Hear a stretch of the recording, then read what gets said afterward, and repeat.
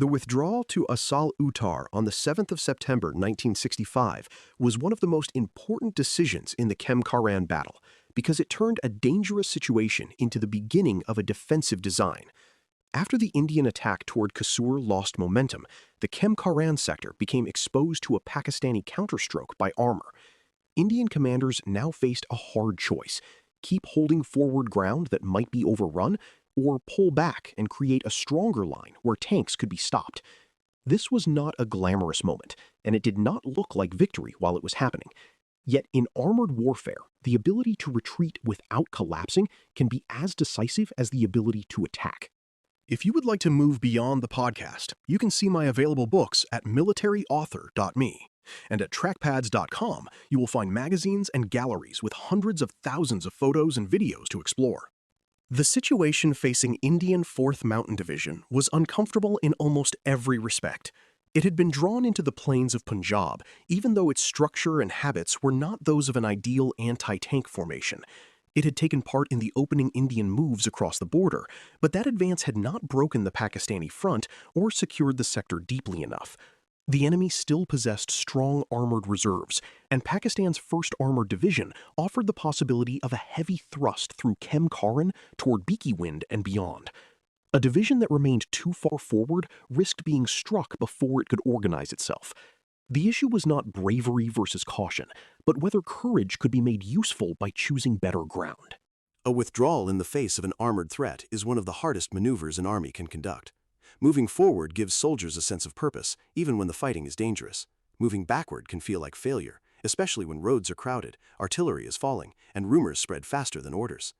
Units must break contact without disintegrating, shift guns and vehicles without blocking each other, and re-establish a new line before the enemy arrives. If commanders lose control, retreat becomes flight. If they keep control, retreat becomes maneuver. At Asal Uttar, the Indian problem was to step back just far enough to deny Pakistan a clean breakthrough, while still holding the ground that protected the routes deeper into Punjab. The line that began forming around Asal Uttar was tied to the Khem Karan-Bhikhiwind road, the road that helped define the likely direction of Pakistan's advance. For a listener without a map, it is useful to picture Khem Karan near the border, with Asal Uttar and nearby villages lying farther back along the routes into India. Beyond them lay the approaches toward Bhikhiwind, Haraki, and the Beas-Sutlej waters, the places that gave Pakistan's plan its larger meaning. If Pakistani armor could pass through this zone quickly, the battle might become a much deeper operational crisis. If Indian forces could block and channel that movement, Khem Karan's loss would not necessarily open the road beyond it. This is why the decision to fall back did not mean simply giving up ground. It meant trading exposed space for time, depth, and a battlefield that could be shaped.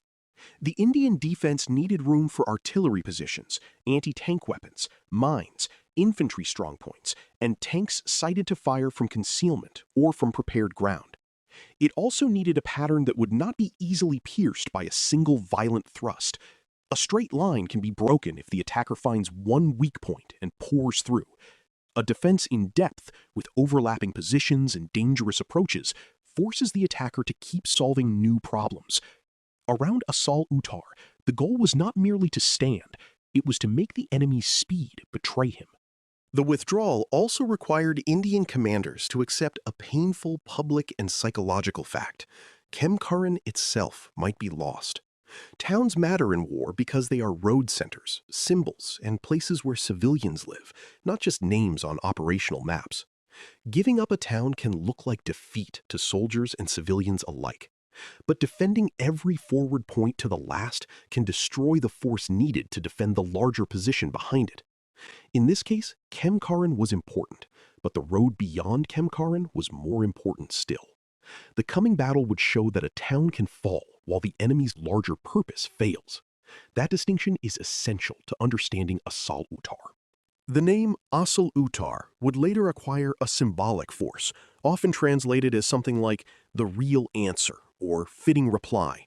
But the battlefield did not become meaningful because of a slogan. It became meaningful because the ground allowed Indian forces to build a trap.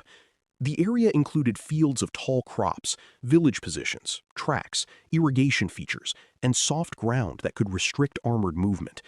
These features were not enough by themselves. Terrain helps only when commanders and soldiers understand how to use it. Indian infantry had to hold village edges and strongpoints. Engineers had to lay mines and prepare obstacles. Artillery had to be ready to strike concentrations. Tanks had to be placed where they could hit advancing armor without being thrown into a reckless open duel. The withdrawal was therefore an act of command discipline as much as geography. Orders had to reach units that were tired, uncertain, and in some cases already under pressure.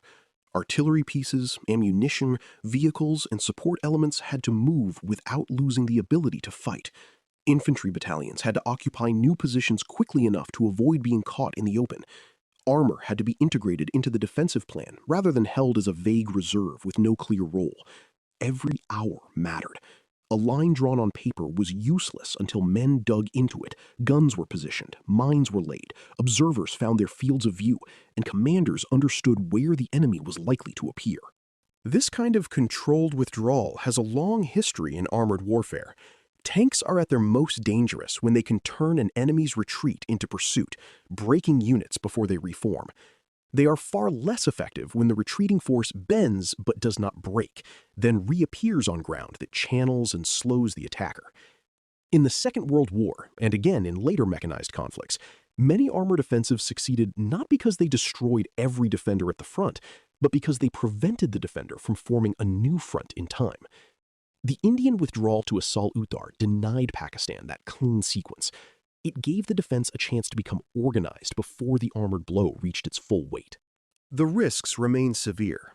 A planned withdrawal can still go wrong if the enemy advances faster than expected, if local commanders misunderstand the timing, or if units become separated.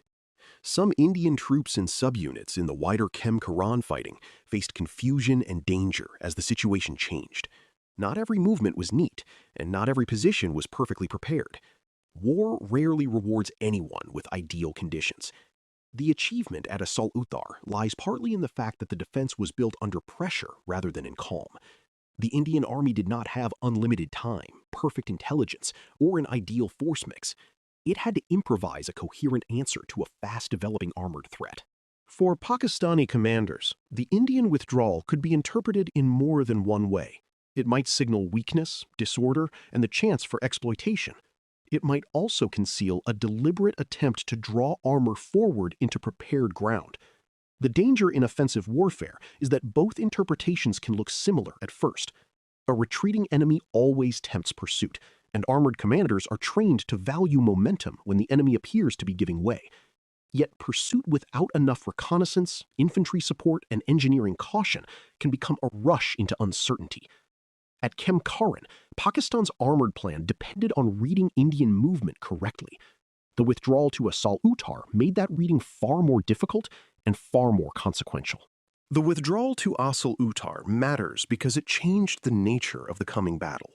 Instead of meeting Pakistan's armor in a forward position where Indian forces might have been split and overwhelmed, 4th Mountain Division and its supporting arms began to create a defensive system on ground more favorable to delay and destruction. It was not an automatic victory, and it did not remove the terror of facing massed tanks, but it turned retreat into preparation, and preparation into opportunity. The history of armored warfare often celebrates the breakthrough, the charge, and the advance. Asal Uttar reminds us that the well-timed step backward can be just as decisive, especially when it makes a powerful enemy drive into the wrong place. You've been listening to Famous Tank Battles. These battles were never just about machines. They were about doctrine, terrain, firepower, logistics, and the hard problem of turning shock into victory. For more military history writing and books, visit militaryauthor.me. And for magazines, podcasts, and a massive archive of military photos and video, visit trackpads.com. Thanks for listening.